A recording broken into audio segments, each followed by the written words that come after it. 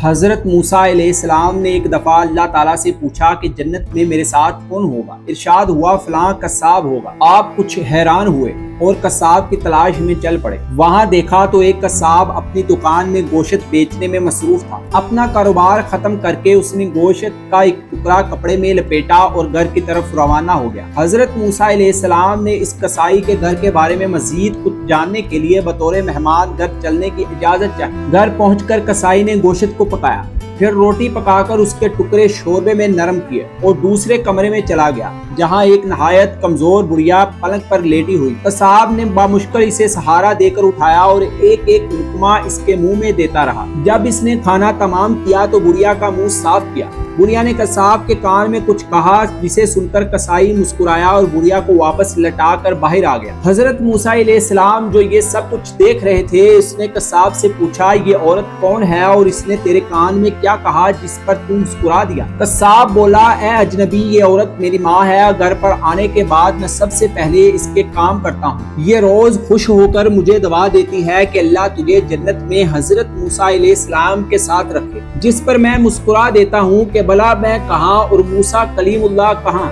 ऐसा मैसूफ इस्लाम 92 के नाजरीन, अगर आपको हमारी ये वीडियो अच्छी लगी तो इस वीडियो को लाइक कीजिए और अगर आपने अभी तक हमारे चैनल को सब्सक्राइब नहीं किया तो कर लीजिए।